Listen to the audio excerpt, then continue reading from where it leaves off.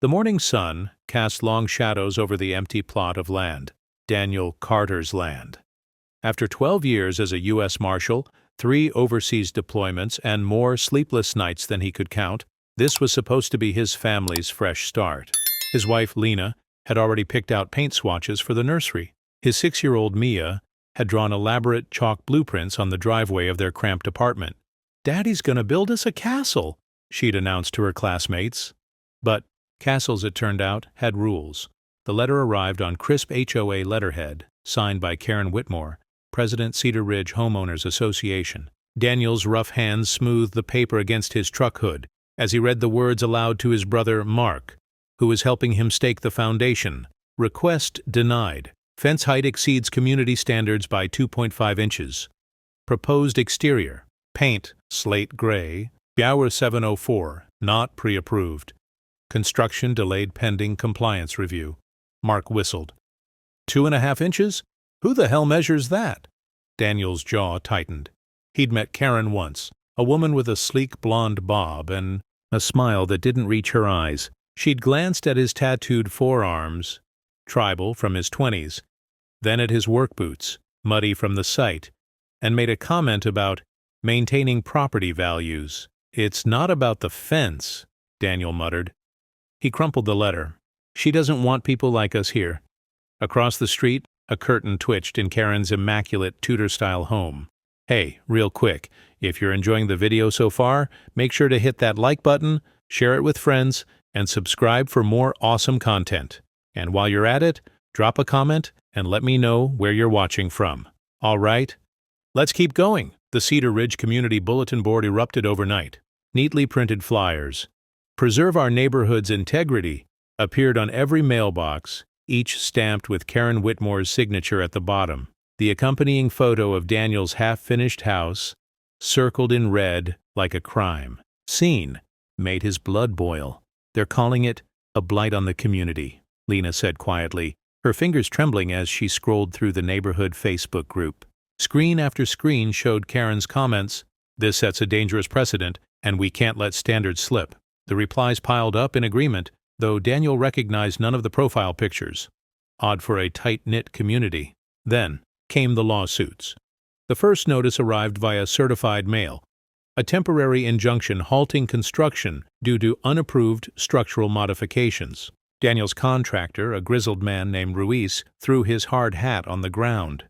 "I've built houses in war zones with less red tape," he growled, but it was the second lawsuit that confirmed Daniel's suspicions.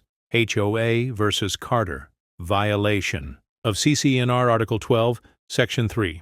Buried in the legalese was a demand for $15,000 in fines, retroactive for unauthorized land use. Land use? Mark scoffed when Daniel showed him the papers. "You poured a foundation, not a meth lab," Daniel said. Nothing. His eyes drifted to the security camera footage he'd installed after the first complaint. The timestamp read 2:37 a.m. 3 nights ago. A black van, no plates, idling at the edge of his property. 2 figures unloading something into Karen's backyard shed. And then there were the numbers.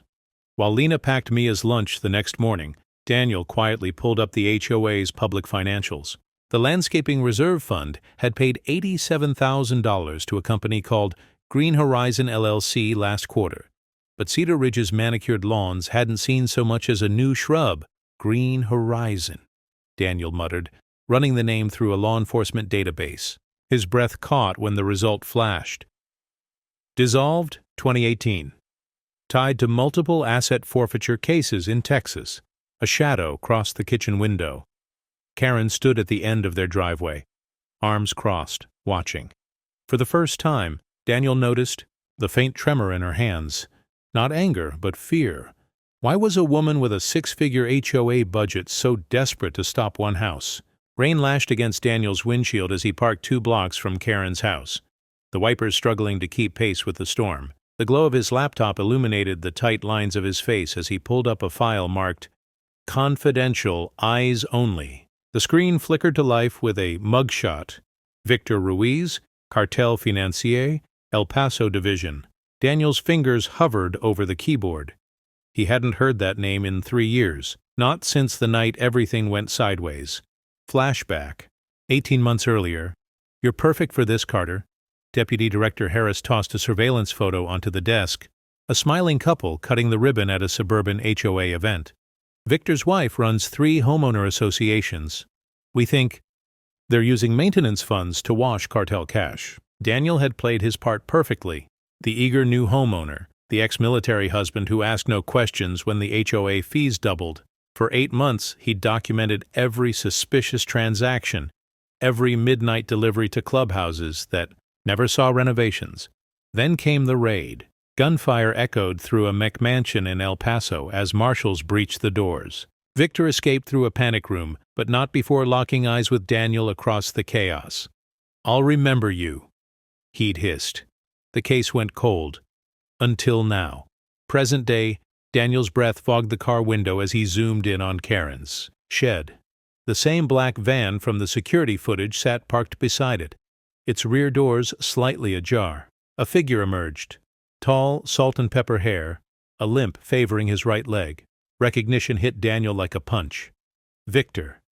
Not dead. Not hiding in Mexico. Here. Married to the HOA president who'd made his life hell for months.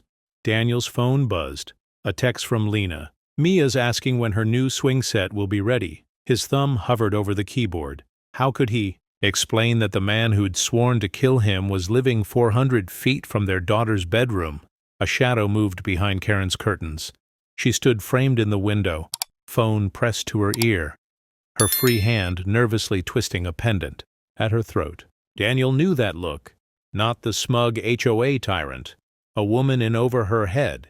The pieces clicked together. The excessive fines, the halted construction, the missing funds. Victor wasn't just laundering money through Cedar Ridge.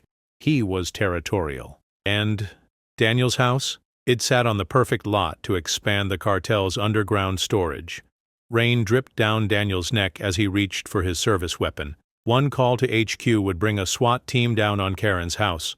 But Victor had eyes everywhere. If this went loud too soon, the shed door creaked open. Victor stepped into the downpour, a duffel bag slung over his shoulder, heading straight for Daniel's truck. The digital clock on Daniel's dashboard blinked 2:14 a.m. as he picked the lock on the HOA office's back door. The stale scent of printer toner and coffee grounds hit him as he slipped inside. His gloved fingers, clicking on a small flashlight. The beam cut through the darkness, illuminating rows of filing cabinets, exactly where the blueprints said they'd be. His pulse pounded in his ears as he rifled through the property violations drawer. Behind 3 years of petty complaints about trash cans and lawn ornaments, he found what he was looking for. Folder Sebra 47. Carter, Construction. The documents inside made his blood run cold.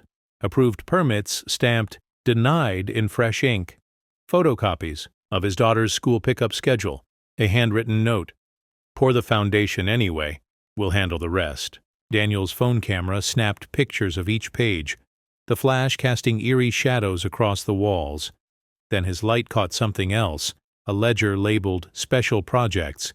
Page after page showed transfers to shell companies. 1,000 for tree removal on vacant lots. Put 5,000 for tree removal on vacant lots. Pinkin were sudriwar for security lighting that never appeared. The last entry made his breath hitch. $120,000 to Cedar Ridge Fire Safety LLC, dated yesterday. A floorboard creaked behind him. "Looking for something, Mr. Carter?"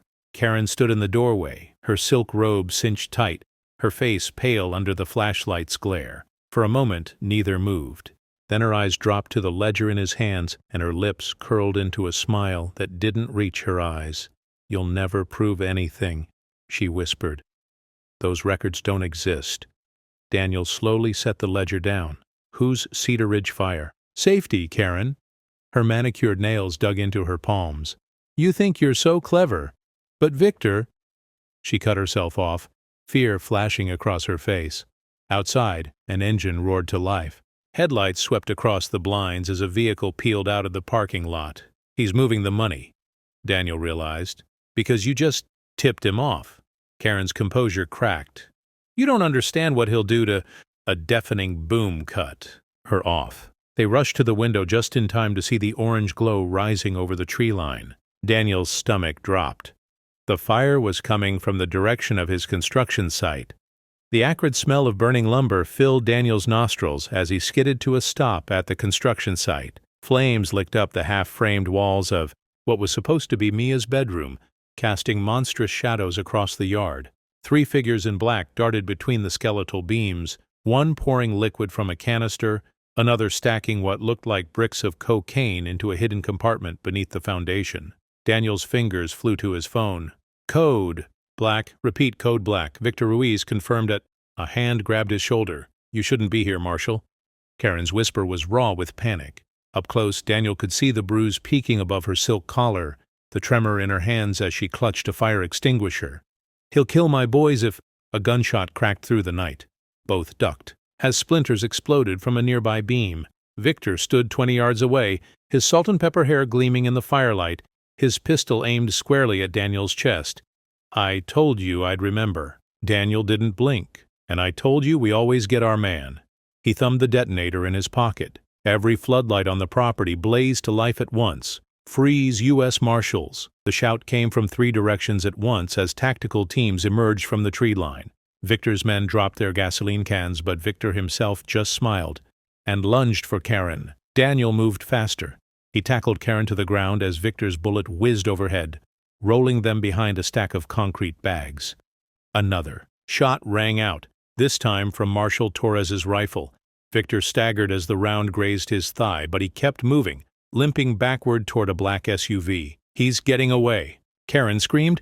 Daniel already had his sidearm drawn. He exhaled once and fired. The SUV's front tire exploded. Victor spun the wheel wildly as the vehicle careened into the half-built garage, sending drywall dust billowing into the night. For a heartbeat, everything was still. Then the SUV door creaked open. Victor emerged, hands raised, blood streaking down his temple. But his eyes locked not on the Marshals, not on Daniel, but on Karen. You'll regret this, he mouthed. Daniel stepped between them as the cuffs clicked shut. No, he said quietly. She won't. Behind them, the fire roared as firefighters finally arrived. The beams of Mia's would-be bedroom collapsed in a shower of sparks. But the foundation, the evidence, remained intact. Karen sagged against Daniel, her breath coming in ragged gulps. The money, my boys. Daniel handed her off to a medic, his gaze never leaving Victor's. We'll find it. And them. Somewhere in the distance, sirens wailed. The interrogation room's fluorescent light buzzed like a trapped wasp, casting harsh shadows across Karen's face. Gone was the polished HOA president. Her blonde hair hung in greasy strands, her manicured nails chipped from where she'd been picking at the cuffs. Daniel slid a styrofoam cup of coffee across the table, watching as her trembling hands nearly spilled it. Start from the beginning, he said quietly. Karen's laugh was hollow. You think this began with Victor? Look deeper, Marshal. She tapped the case file, specifically at the HOA's incorporation date. 2009. Back when this was just a cornfield.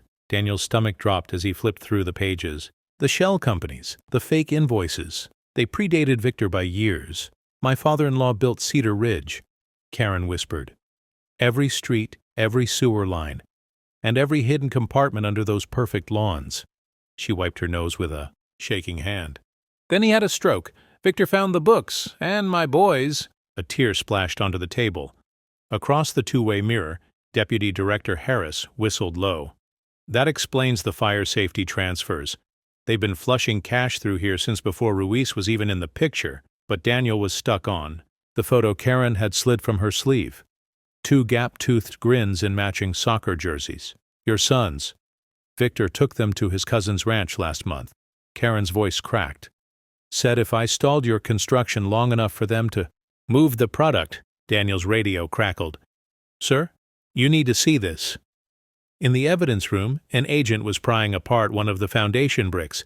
Inside wasn't just cocaine, but a waterproof bag stuffed with birth certificates, a burner phone, and a plane ticket to Belize dated for tomorrow. Not just a money wash, Harris realized. An escape plan. Karen's choked sob echoed down the hallway. I didn't care about your damn fence height, I just needed—" Daniel finished for her. Time. The pieces fell into place. The frivolous lawsuits, the arson, even the surveillance of Mia's school, all to keep him chasing HOA violations while Victor prepared to vanish with $2 million and 2 hostages. Daniel knelt beside Karen's chair. "Where's the ranch?" For the first time, her eyes held something like hope. The Cedar Ridge Gazette hit doorsteps with a thunderclap. HOA president exposes 2.7 drug ring. Marshal saves children, screamed the headline, accompanied by a photo of Karen Whitmore embracing her sons outside the courthouse. Neighbors who'd once signed her petitions now whispered in supermarket aisles, their faces flickering between shock and guilt. Daniel watched from his newly rebuilt porch as the moving van pulled away. The Cedar Ridge HOA, Welcome Home banner flapping ironically in the breeze. The association had not only approved every modification, they'd paid for the fire damage. "No hard feelings," the new president had stammered, handing Daniel a bottle of champagne that now sat unopened on his counter. Inside, Mia's laughter bubbled through the house as she tested her new swing set. Lena leaned against the kitchen island, reading the final sentencing report aloud. Victor Ruiz sentenced to 15 years for narcotics trafficking, money laundering, and kidnapping. Co-conspirator Karen Whitmore granted full immunity for testimony.